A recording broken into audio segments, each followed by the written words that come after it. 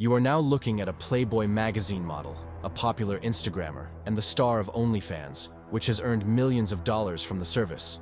But she also killed a man with her own hands. Her name is Courtney Clary. She was born on April 21st, 1996, in Dallas, USA, into a fairly wealthy family.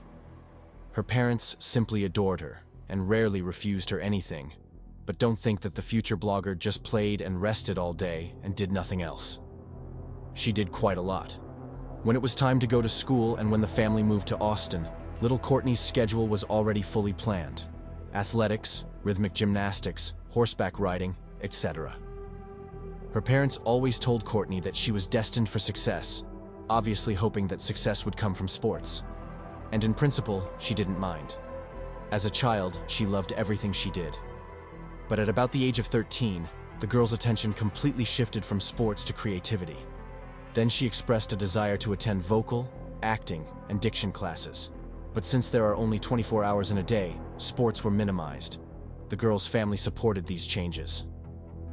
The world of theater became more and more fascinating to Courtney, and eventually, after graduating from high school, she decided not to even continue her studies at the university. She moved to Los Angeles and began to build a career as an actress. But it turned out to be more difficult than she thought. After all, the best actresses from almost all over the world are fighting for a place in the frame there.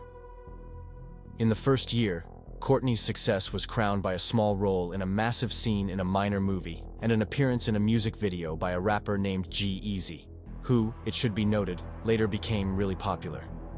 However, these achievements brought Courtney neither fame nor money. Without the former, she could still live somehow, but without the latter, it was hard to pay the rent.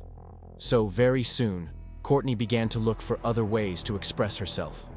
During this period, she became actively involved in sports again, namely fitness, watching her diet, and doing everything to improve her physical fitness.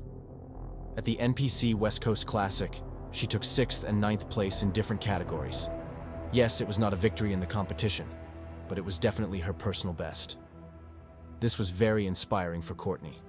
She began to spend even more time improving her body. In a couple of months, this resulted in a real success. First place at the NPC Bruce City competition. Courtney's parents thought, "This is it. It was not for nothing that we took our daughter to sports." She connected her life with sports, and indeed, she had already forgotten about her career as an actress and was preparing for the who knows who she would be today if she hadn't started actively using Instagram and YouTube at the same time.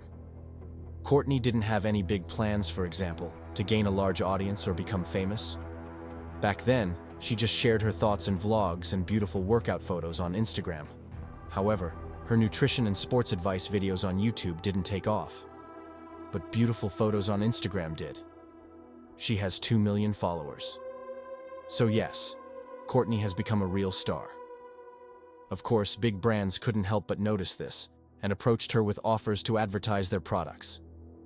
Among other things, representatives of Playboy magazine approached Courtney and offered her a photo shoot, and she agreed. This only increased the audience's interest in her blog. And then, in July 2016, something else interesting happened. The launch of the Onlyfans service. Courtney was one of the first super popular bloggers to create an account on Onlyfans. As far as we know, she didn't post anything vulgar, just light erotica, nothing more. But it was enough for her to earn almost $1 million on Onlyfans alone over the next year.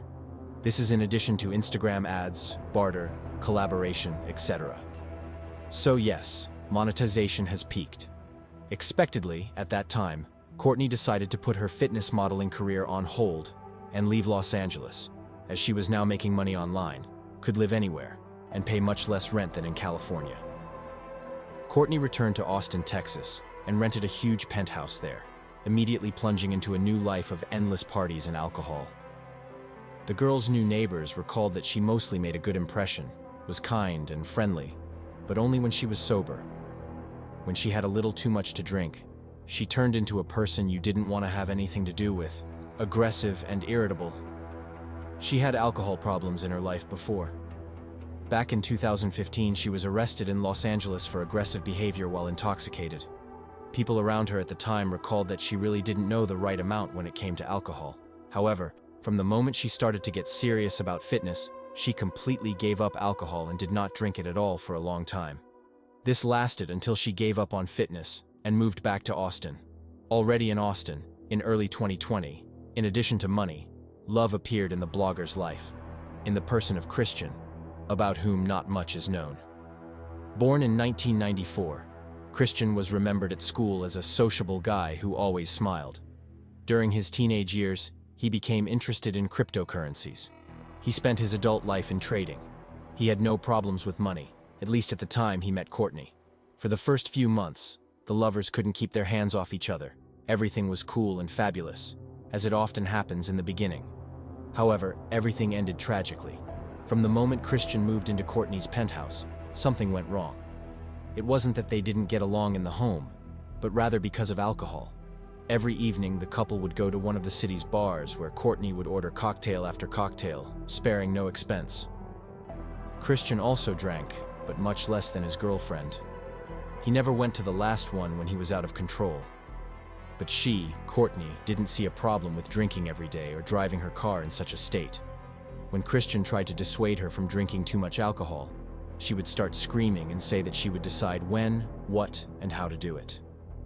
On September 16, 2020, the girl was arrested for driving under the influence of alcohol. But a few hours later, she was released on bail of $8,000. Money was not a problem for her at all. Over time, she no longer just shouted at Christian, but also beat him frequently. First on the shoulder, then on the back, and finally on the head. And it didn't matter if she was drunk or sober, with friends or alone. Whenever there was a misunderstanding or when something didn't go her way, Courtney would lose her temper and take it out on Christian. Here is a quote from one of the couple's friends. "There were a few times when she hit him on the head, for example once or twice, not aggressively, more like a dog, when he did something bad in the house. The blogger repeatedly made jokes about the boyfriend, for example, 'I'm not with him for long,' and this in the presence of Christian himself. Soon even the couple's neighbors began to notice that something was wrong. Quote, Christian always walked behind Courtney with his eyes down, as if he had done something wrong, and often didn't look at other people at all. In the video I'm going to show you now, Courtney is talking to a police officer she called. Like to the max. Have you ever been cited or arrested before? Yes. For what? DUI. So, why am I here? What's going on? My boyfriend and I just got into like a loud argument. So you called once again for what? Why did you call for help? Because we were getting really loud. We were getting loud. And I was like, oh my god, we're gonna like do damage to the room or something. Not damage to each other. Like I really want to like. But why would you think that? Why would you think that you were gonna do damage to the room? I like throwing something or like. Did you throw something? Did I? Yeah. No. Did anybody throw anything? No. So why would you think that there is damage to the room to be made? Because I've done that before in our house. Allegedly because Christian had attacked her. But from the questions the officer asked and the answers Courtney gave, it's clear that things may not be as she's trying to make them out to be. After the incident, Christian's body was found to have numerous scratches and bruises, while Courtney's had none. She was arrested that day, but Christian refused to testify against his girlfriend, and she was released 12 hours later. There is no evidence whatsoever that Christian ever responded to aggression with aggression. He always protected Courtney in front of all his friends and law enforcement officials whenever it came to that. It seems that Christian really loved and forgave her for everything. Beatings, insults, even stabbings.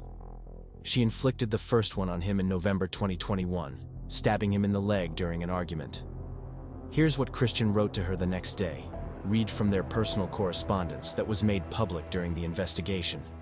The most important thing about this is that when you stabbed me in the leg yesterday and saw how much it hurt me, I couldn't even walk. You said you wished you could take away my pain. You wished it was you and not me. The next morning I woke up happy anyway and gave you a good day, even though mine. My leg hurt because my girlfriend stabbed me. I drove you to Vegas, shook you up, filmed you, and drank with you so you could have a good day. And I did all of that even though my leg was in a lot of pain. Did I make you feel bad about what you did? No. I just took it all in and hoped that tomorrow it would be better. The couple was constantly breaking up, then getting back together. The guy moved out, but 2 days later, he received a gift from his girlfriend. a Louis Vuitton suitcase, and an apology. After that, they started living together again, in love. Somehow their relationship looked like that. They wanted to change something but didn't know how. They thought, let's move to a new city and try to start over. Christian really wanted to move to London, but Courtney had the last word, choosing Miami. After the move, everything was really okay for a while, more or less.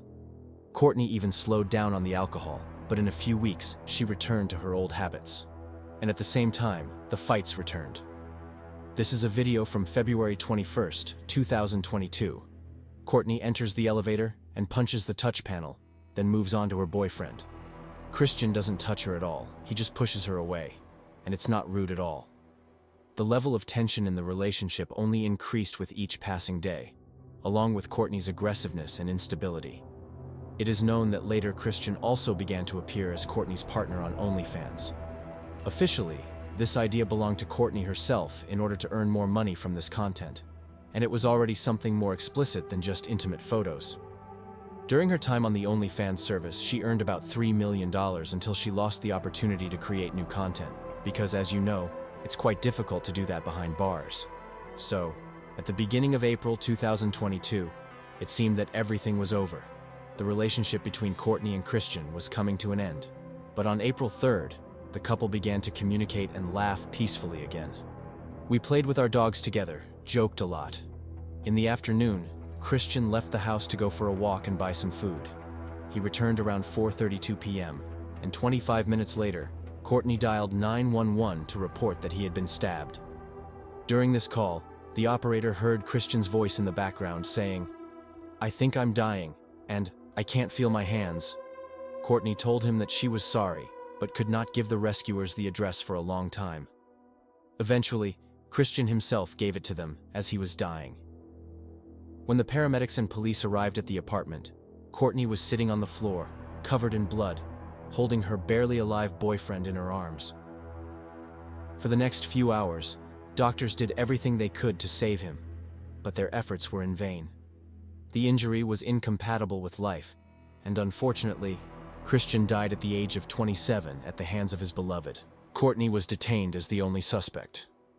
At the beginning of her interrogation, she did not know that Christian was dead and claimed that it was an innocent argument and that she was defending herself when he beat her.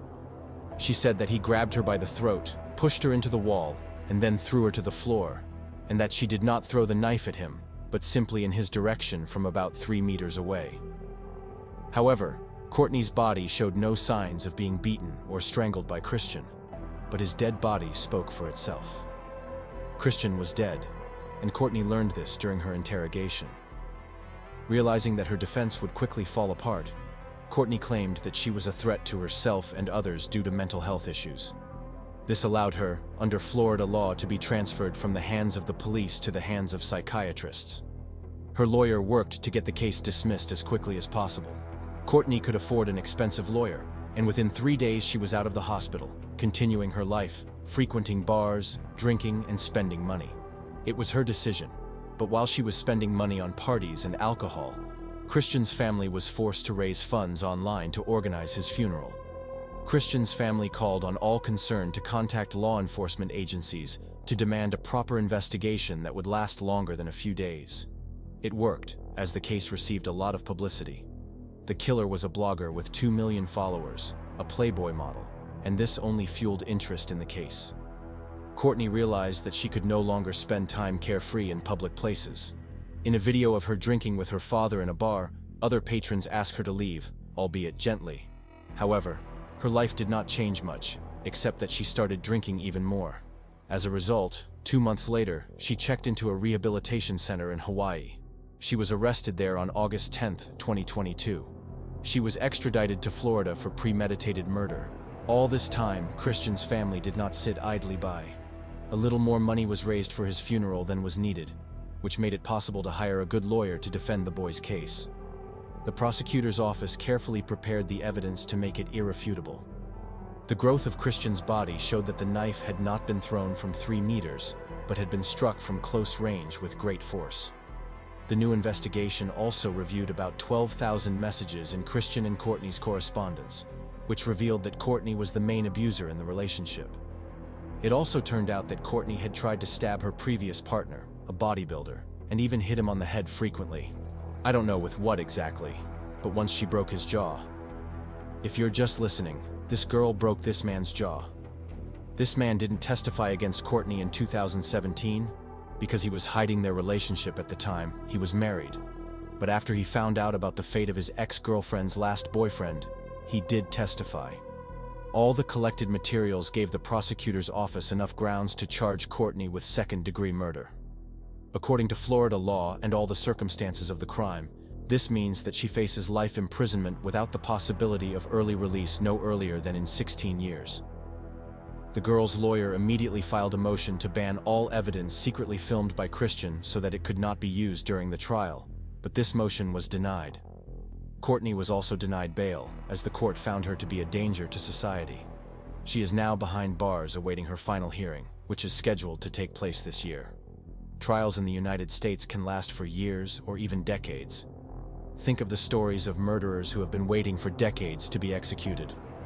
So it is not yet known how this story will eventually end. But one thing is certain: violence and toxicity in relationships never lead to anything good.